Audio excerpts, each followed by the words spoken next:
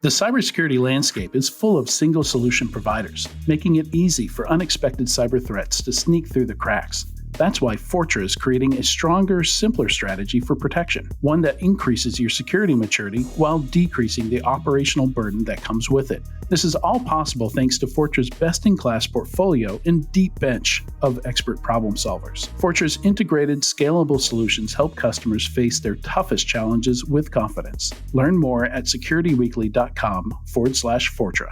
The shift to remote and hybrid work over the past 2 years has accelerated application development on cloud infrastructure. However, securing these new assets has lagged behind. Qualys CloudView, the next generation of cloud security posture management, delivers an end-to-end multi-cloud security and compliance solution encompassing the entire application lifecycle from build to runtime. CloudView enables enterprises to assess their cloud security and compliance posture, identify risks and gaps, auto-remediate issues, proactively enforce best practices, and prove compliance in audits rapidly and efficiently. Identify your most vulnerable cloud assets by visiting securityweekly.com/Qualys. Welcome back to Enterprise Security Weekly. Did you know you can now find us on Instagram? I am actually just pulling up our Instagram right now and following. You can follow us for highlight reels, giveaway announcements, and more at Sec Weekly. Same name that we use on Twitter, SEC Weekly.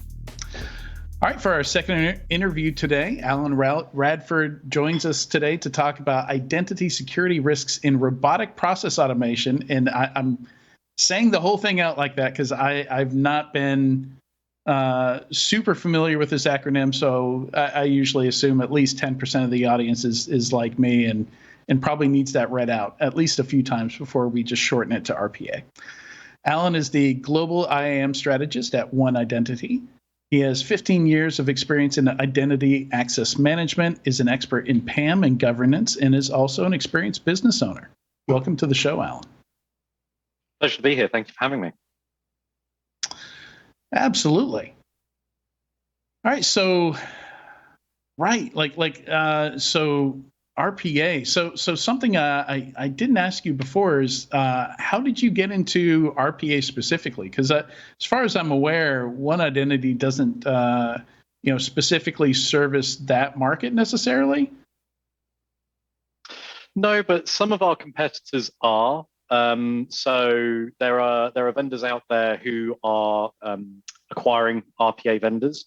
And the reason that it came onto One Identity's radar is because our customers are investing heavily in RPA. And after executing that initial investment, they're suddenly discovering that they're actually creating new security challenges themselves in the form of governance and PAM, not just around new security challenges after the deployment, but they're actually finding that governance, access management, identity management, and PAM challenges are actually preventing rollout of RPA programs, which holds up the ROI that they want to release at the end of it. Right, gotcha. So no, I can imagine, especially in this day and age, there's probably some security requirements that wouldn't have stopped these rollouts before, but are now. Yeah, absolutely. I mean, when you consider that all these organizations are investing in RPA to do things like, log into all these different applications, read and write from databases, we've moved away from a world where we're just doing things with scripts that are slightly more intelligent by working in workflows. And we're now in a world where if I want to buy a robot for a task, I can actually buy a robot for a role. So instead of buying a robot that will move attachments around Outlook for me, I can buy a robot that will do accounts payable for me. And that's a big shift. So before I started prepping for this interview, I honestly didn't understand the difference between robotic process automation and just, normal workflow, workload automation, writing scripts for things. I actually, before I got into security, did a lot of process automation for a payment processor, and it was just batch jobs, transforming files, sending things from one place to another, that kind of thing. So maybe help us out a little bit with what's different, like what's the robot in robotic process automation? Yeah, great question. So the robot's taking over your keyboard and mouse is the short answer. So if you consider a new normal human being like myself, Alan Radford, I'm sat here on this podcast with you in front of my mouse and keyboard, and I can do stuff like I can bring my webcam into view, hello, and I can like look at notes and things. Now, if I step that up a bit and I have an attended bot, then an attended bot would be a robot that would sit on my desktop. And while I'm doing something like, I don't know, processing an invoice, then at a certain point in that workflow that I go through as a human, the robot will take over the mouse and keyboard to perform certain tasks and calculations for me at an accelerated rate. So it's augmenting my work process and then allow me to continue. That's an idea. That's an example of an attended bot. And then you have unattended bots that will literally go forth and work as a human analog. So it will literally use the mouse and keyboard to interface to a system just in the same way as a human being would be, except you've removed the human from the equation. So just to kind of echo back at you to make sure I understand this, there's software that maybe doesn't have an API or something you need to do with it, doesn't work with an API or doesn't, no API exists for it. So you need some automated software to use software that was designed for a human to use, where there's graphical UI and UX. You need to use keyboard and mouse.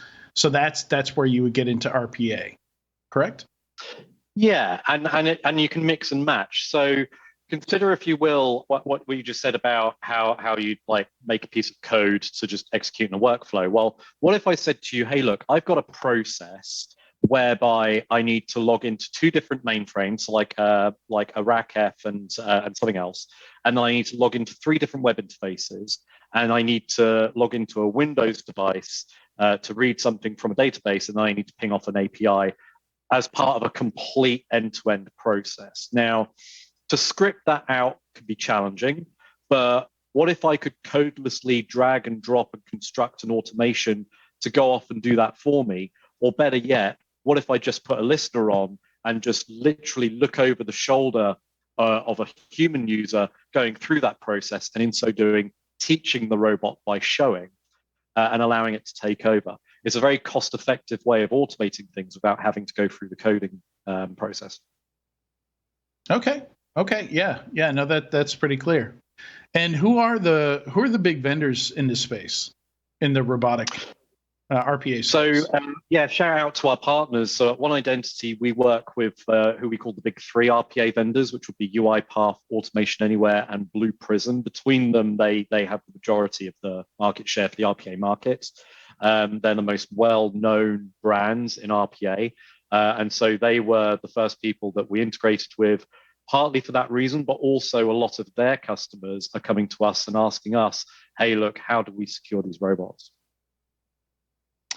And so help us understand what the risks are in this case. Like, I imagine already, you've got a piece of automation emulating something that a human would do.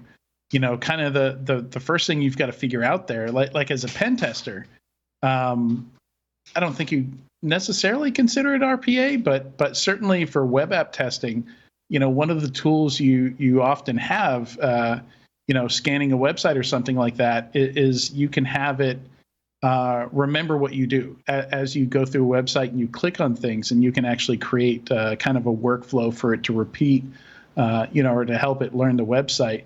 But the first thing that's always tricky with these DAS tools and these web-based pen test tools is getting it to log in correctly, which can be a hassle.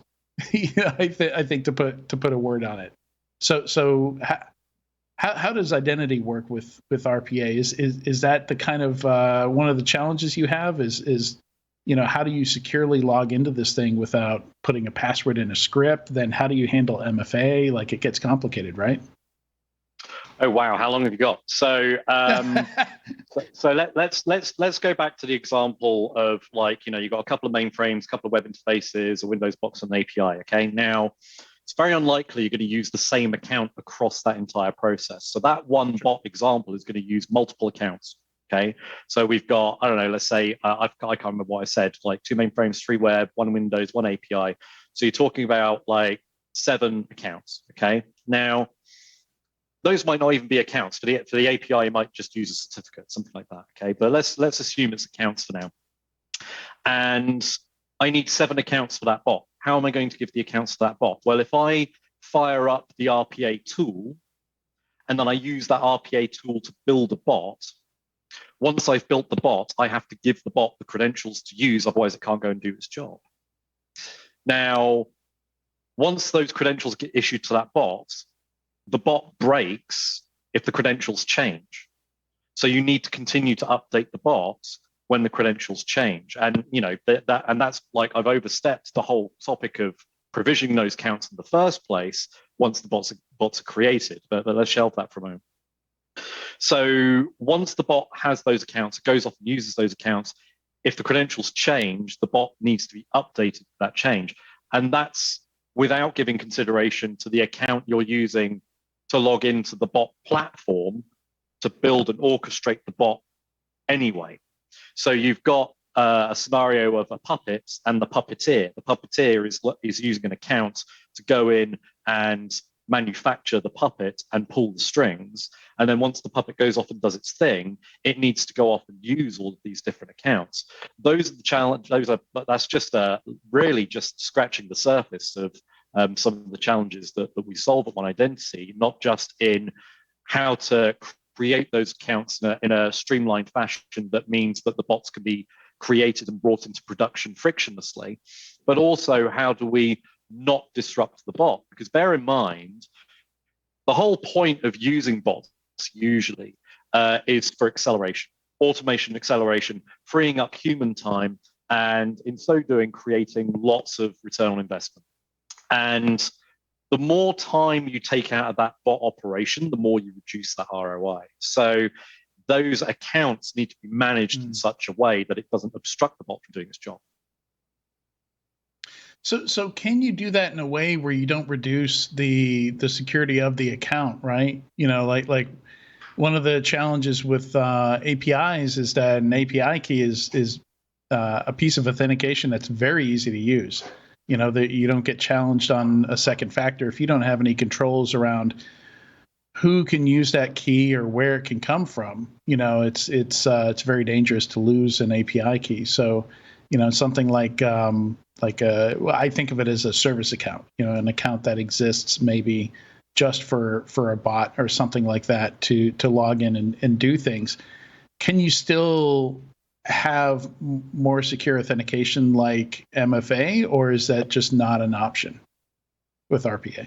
Yeah, so some of the RPA vendors will allow you to use MFA, but you've got to find a way of giving the bot the ability to access the token. Now, bear in mind the robot itself is a human analog, and it's using a keyboard and mouse. It's KVMing basically. So that means that you could. I've seen different ways. There's the more elegant ways where you'd use a plugin from the vendor, or there are less elegant ways where you would literally have a desktop MFA token interface where the bot will literally go and request the token, copy the token, and use it as part of authentication to a web interface, for example. So there are ways and means. Like as we all know, MFA is a baseline, low-hanging fruit to be more secure in the first place. But when you start automating, like bear in mind, the whole point of MFA is to have more than one factor, hence the term multi-factor.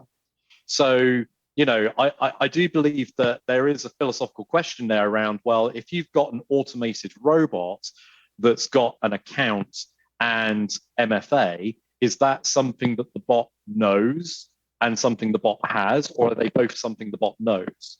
And I think that becomes a gray area when you look at the acceleration of that automation. And it raises the question, is MFA enough for RPA? The answer, in my opinion, is no, because it's very unlikely you're just going to have one bot. And in order to have bots at all, somebody somewhere has to build them. So you're always going to have that exposure of one puppeteer in control of multiple puppets, and how those multiple puppets use either their own accounts and their own MFAs or shared. Okay. All right. Yeah. Yeah. Like you said, it gets complicated. All right. So going into some of the risks here, like just where are you really seeing the biggest risks with RPA? So the biggest risks I've seen with RPA is I'll pick on the HR database. Human resources was designed for human resources. It was not designed for non-human resources. And when you consider here at One Identity, when we engage with customers, we're typically engaging with the security area, the risk area, often the leadership. When you're engaged in terms of selling robotic process automation, you're typically talking to line of business. So you're talking to people like IT, supply chain, and so on and so forth. Human resources, finance, legal, all of them. And when you're doing that, you're selling automation in the context of being codeless. Now, what's the best way to get that up and running? Is the best way to get that up and running to go through some form of security approval to get it signed off? Or should I just say, well, these 3 robots that I'm creating for my department, okay, they're going to be Alan, Steve, and John. And I'm going to go and create them in HR. And there are public studies out there from some of our customers, some of the RPA companions customers, where they advocate the success of their RPA programs by creating the robots, starting as a human resources record. Okay, and that's great because by putting them in human resources, they then get provisioned their own accounts just like a normal human user would, and then they go off and do their thing, and they're just automated. However, what's the date of birth? How many people in your human resources system were literally born yesterday? Would you care if that was the case? Perhaps not. If they've been provisioned into payroll, now would you care? If they've got sort codes and account numbers, now would you care? Who's going to ask the puppeteer what the hell's going on? And that comes into the scope of ownership as well, where who is responsible for this robot? If you put myself in HR, okay, my boss, Larry Chinsky, God bless you, sir, is my manager. Now, from an identity perspective, we could perceive him as my owner in that context when we talk about things like approvals and so on. Now, when you put a robot into human resources, is the owner of that robot the department head? Is the owner of that robot the person who built the robot? Is the owner of that robot the person who is using the robot on their desktop? That is an open question that needs to be answered before you can determine what is and is not compliant. And that's before you get into the weeds of, okay, well, what happens when that bot is destroyed? Or do we actually reconfigure that bot for a new purpose? And then when it's in a new purpose, does it move in HR? Does anybody tell them? The rabbit hole gets quite deep when you start pulling on these threads. So you have a situation where you're using a system designed to manage human employees, but because RPA, these bots emulate human employees, they're also set up in the same system as if they were human employees, right? So now you need a different onboarding and sunsetting process or something like that. Is that about right? Yeah, well, if you're interviewing robots, you're doing it wrong. Like when we want to employ somebody, we've got to raise a rec, we've got to raise a headcount, we've got to determine the salary budget, we've got to go and collect resumes, interview people. There's health and safety considerations.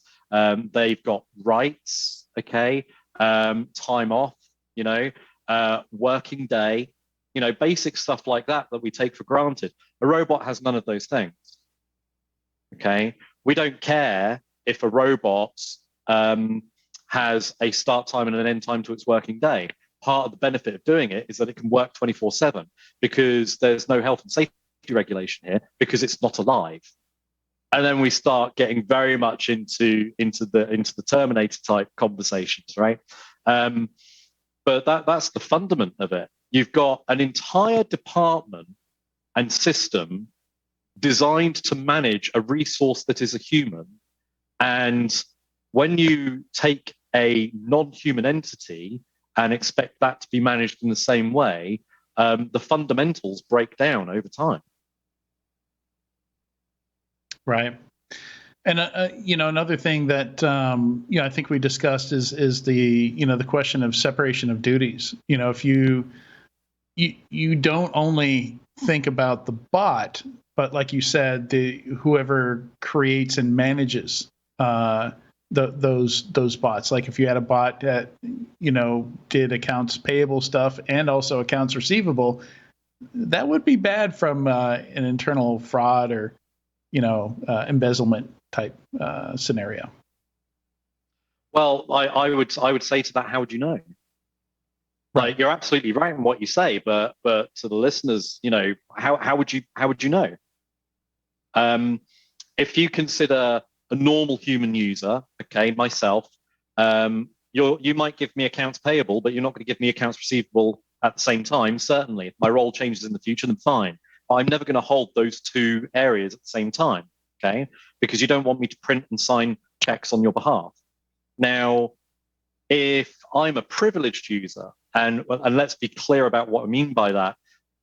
Like somebody once said to me, a normal user uses a system, a privileged user changes the system. That's an older vernacular, but it fits conveniently because it's now a risk conversation. But it fits conveniently for what we're describing here, because if I've got the admin credentials to the back-end database of both those systems, and I'm interfering with the accounts payable database yesterday, and today I'm in the accounts receivable database, is that a problem? How would you know? Now look at it through the lens of a robot. The robot can be doing both those things. A robot might be using accounts payable or accounts receivable as part of that robot's role. I might have one robot for one and one robot for another.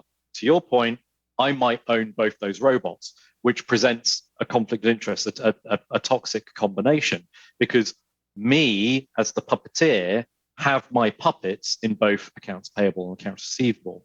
I might simply be the owner of those robots in terms of the person who is stopping and starting those robots, perhaps, or they might be attended in terms of working on my workstation. They may be unattended, in which case they're going off to do their own thing.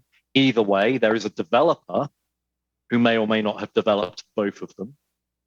And there may or may not be an owner from a compliance standpoint who's signing off the work that those bots are doing. Now, that's from a front-end perspective. From a back-end perspective, bots are always also being used as well. So there's also the concept of the bots performing privileged tasks as well, interacting directly with the databases. Now, you've got the challenges of more basic scripts. If you've got scripts interacting with both those databases, then you need to be able to have visibility and control over how that's happening, visibility of what's happening, and of course, being able to prove and manage the accounts that are being used in that chain. But the same applies to the robots as well. The robots in that privileged backend also themselves have a puppeteer, an orchestrator, and that separation of duties has many layers to it because of the front end and the back end both being automated. All this talk of owners and puppeteers, like getting kind of like a sci-fi Blade Runner type of vibe going on here. I feel like it's a bit disconcerting. So how do people, how do you manage this? Because I imagine within an organization, for the organization, you have people who are RPA subject matter experts. Yeah. But would that group be, how do you handle these separations of duties if you have one group of, maybe a single SME or multiple SMEs? Is there some way they can build the bot and then hand off the ownership to somebody actually within the accounting group, or do you end up training somebody within the accounting group, to separate duties out for that? Like, how do they solve this issue if your RPA specialists are all within a certain group, like maybe under IT? I would assume. Yeah, so that's a great question. So so I've got two answers for you. One is like the more mature RPA programs out there will have what's called a center of excellence or a robotic automation center, which is basically a team of people who would be responsible for the management of the bots landscape. They would be the non-human resources department. Okay. And within there, you would have like a Scrum Master, project manager, you'd have a process control, you'd have a developer, an architect, you'd have a business analyst. Okay. You would have a process subject matter expert who understands the processes that need to be automated. Hopefully, you'd have a security specialist, okay, to take into account the fact that what the bot is doing is going to be touching on security principles. And you may even have RPA trainers, people who actually sit and go through the rigmarole of doing processes in order to train robots. Now, with those center of excellence and robotic automation centers, I've seen both terminologies being used. Typically, they're not reporting into C-level or anything like that. Typically, they're sort of in the broom cupboard somewhere. And so when these bots are coming out, the main driver of an automation program is to automate. The driver of an automation program is not to secure. And so that's where the alignment of identity comes in, because you're essentially talking about a virtual identity, which leads me on to the second answer I have for you, where I've seen a number of customers here at One Identity who would actually treat this in what I feel is a much more mature view, which is to simply take a step back and go, well, if human resources is creating a role and going out and placing a human individual into that role, and I'm automating the role, then surely that means that the role itself has become a class, and the orchestration of that role has become an object in the form of robots. Because I can snap my fingers and have 10,000 Alan Radfords start doing the automation straight away. I can't snap my fingers and go and get another physical human Alan Radford to replace me. Like, it's a piece of work, and I'm sure, God bless you, Larry, that's not going to happen. Hopefully, it's going to be very difficult, right? But my point is that what they're doing is they're looking at it as a case of, if I'm going to create a virtual identity, the role is my blueprint, and the identity platform is where my identity resource will come from. And so I will birth my virtual identities from the identity platform. And those approaches are very, very powerful when you consider that, well, if they're being born within the governance platform itself, then the toxic combinations of separation of duties can be analyzed immediately. And then it makes it much easier to keep that compliant, because if it deviates from that, you can know about it very, very quickly.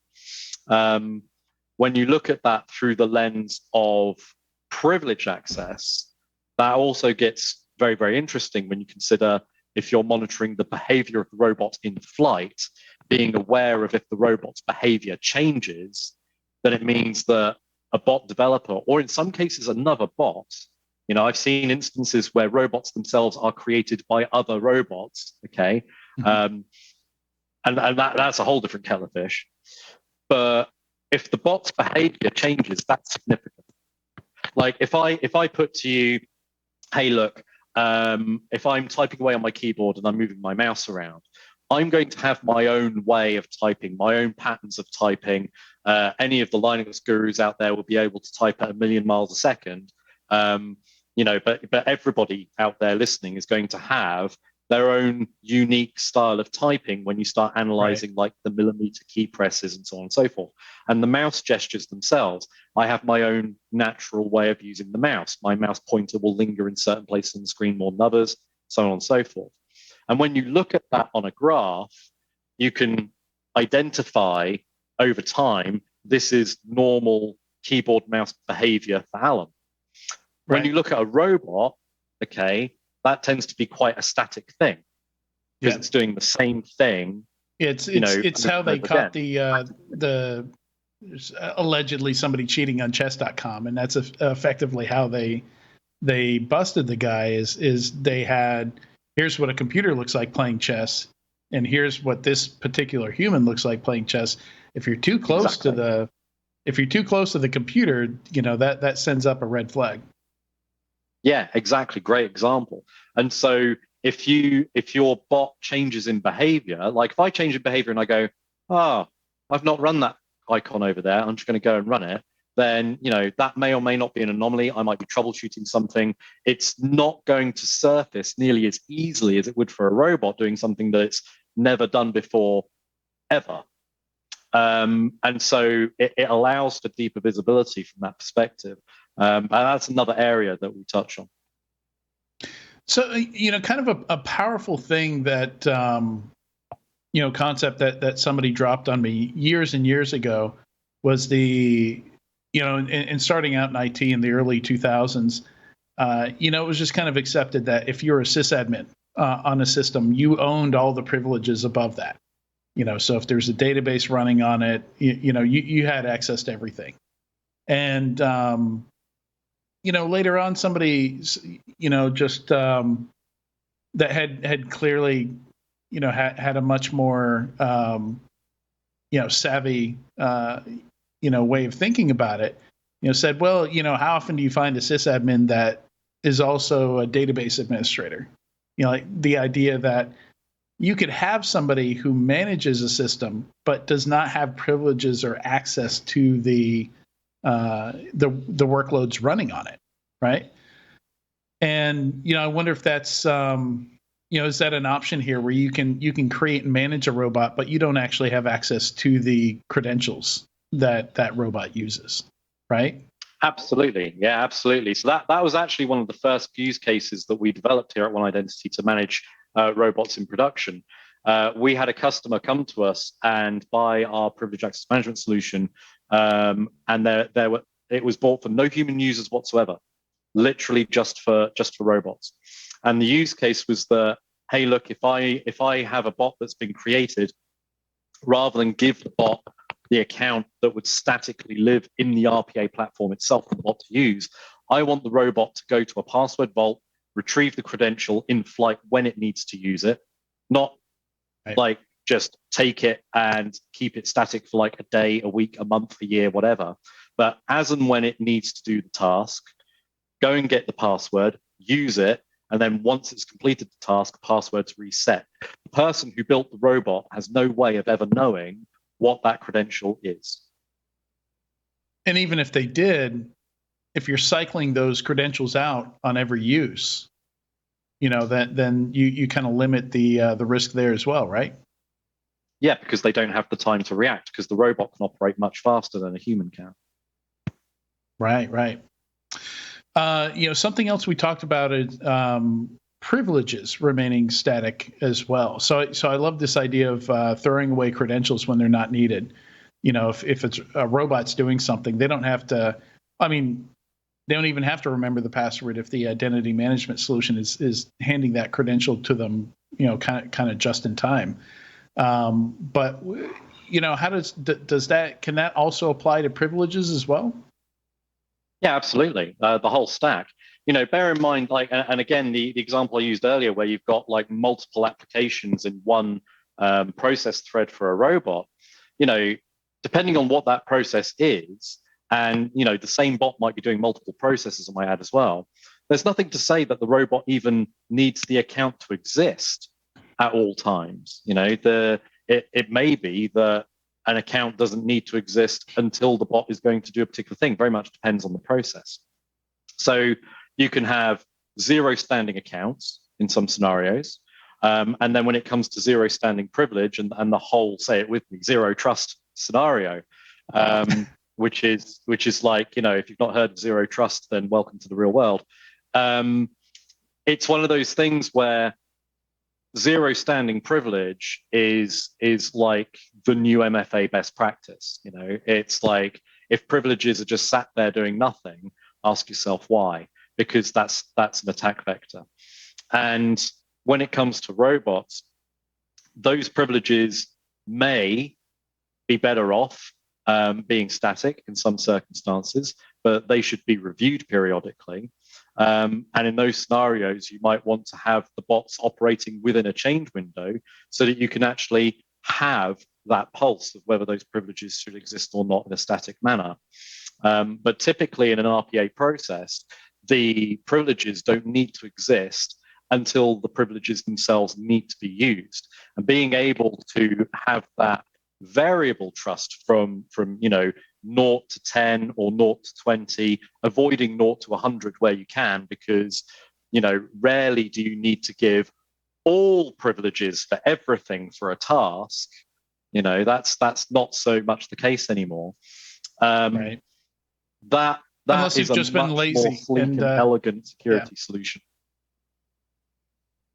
Yeah, I was going to say, unless you've been lazy and haven't worked out the I think that's where we see a lot of the issues is there's a fire, somebody doesn't have time, it's not working. Easiest way to get it working is just give it all the privileges, right?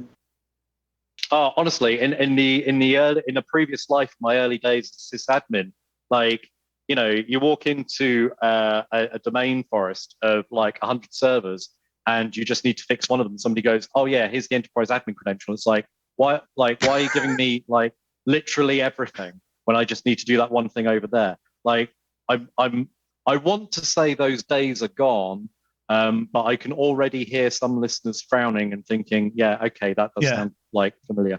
Yeah. No, I love the idea of the ephemerality. Very very kind of DevOps seems very DevOps inspired. Where and I think from DevOps it was all about cost and performance, right? Like if a resource didn't need to exist, and you're paying for it per minute or per hour, you would destroy it. You get rid of it until you actually needed it. And it just so happened that had security benefit as well, because if a resource doesn't exist, it can't get hacked, or if it exists for a very short amount of time, again, like it's difficult for a human to abuse something that only exists for 10 minutes or whatever the length of time might be. But I love those principles applied in this case, because anywhere you're doing automation or anything like that, it's if you don't need something to be static and persistent and exist forever, then it's probably not a good idea to set it that way. Yeah, absolutely. And you touch on an interesting point around DevOps, because there are robots out there that might exist in DevOps tool chain. Quite often, robots would be born out of the DevOps tool chain. Actually, that whole CI/CD process where when your bots are created, you're going to put them through that testing and QA before they go into production anyway. But I feel obligated to point out that like one of the things that's really resonated with our customers when we talk to them about DevOps and PAM is that you need to consider that there's a fundamental difference between a DevOps secret and a PAM secret. PAM secret tends to be a credential that tends to be longer lived. A DevOps secret tends to be a token that tends to be much shorter lived. And RPA is this sort of horrible hybrid use case between the two, where a robot will want to use credentials at quite a high speed. But at the same time, you'll also have robots that will want to use tokens as well. And so there is a bridge to gap there, which is one of the areas that we operate in as well with one of our other partners, HashiCorp. Well, you say high speed, but just thinking back in cases where I was doing screen scraping and stuff like that, I imagine you do find cases with RPA where you have to put in intentional delays, because if you try and send a keystroke or text into a field too quickly, like the screen hasn't loaded yet and it just fails, right? Yes, absolutely. And all those challenges still exist. Luckily, at One Identity, we're able to go, sorry, guys, not our problem, and push it back on the COEs and or Center of Excellence, and the robotic experts. But you're absolutely right. When it comes to like testing the bot, the latencies and the screen load times are, equally as much a blocker as the speed at which to create the accounts themselves in the first place. You're absolutely right. Before we wrap, are there any other key points that I've missed here? That we haven't covered yet that you were hoping to cover? Not so much. I mean, one thing I do want to mention, because I think it's really cool, and as a consumer of these podcasts myself, it's something that would make me go, oh wow, that is quite interesting. And it's a use case that came out of, and again, a shout out to our technical partner UiPath, where I saw a use case. This is like 5, 6 years old now, right? But I saw a use case where a insurance claim would be made, and it's against a car insurer, and you upload photos of the damage to your car, and you initiate and process the claim as a human customer. Okay, now behind the scenes, a robot processes your claim for you. But what I found absolutely gobsmacking is that not only would the robot go and process the claim, it would look at the pictures, it would look at the photos of the damage to your car, it would make its own automated judgment as to the estimated cost of repair to that damage, and process the payout of that claim, start to finish, no human interaction. Okay, so you've got an initiated decision being made on a monetary transaction in an automated fashion. Now, on the one hand, that's a really cool tech demo, okay? On the other hand, as a security expert, that makes me wince, because one of the key drivers for bad actors to get into our networks and take our data is money. But if you've got a robot that's actually processing transactions and it's making those decisions itself, like somebody somewhere needs to answer the question, how are we reviewing the security of this robot? And how are we verifying that the robot is operating within the parameters that we've set that are acceptable to our ongoing return on the investment in that robot? I thought that was a really, really cool use case, and it really woke me up to the maturity of the RPA market today.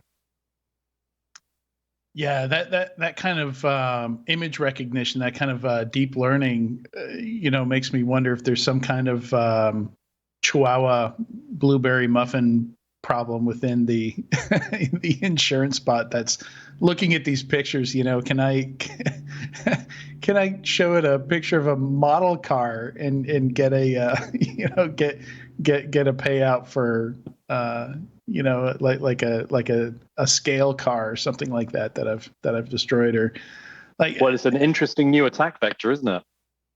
Yeah. I mean, certainly for fraud, I think the fraud folks, like the moment they, people who do that kind of stuff, the moment they figure out how that works, I can imagine, people seeing what they can get by, drop a tomato and take some photos of it, see what happens when you upload them, Yeah, absolutely. Because deep learning with imaging fails in some really weird ways that you don't anticipate. Like the classic problem is the photo of a blueberry muffin in a Chihuahua is a very difficult problem, for example.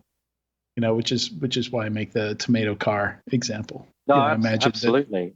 Absolutely. Yeah. And it also highlights the point that when you're investing in robots and not in people, the robot's not using its best judgment.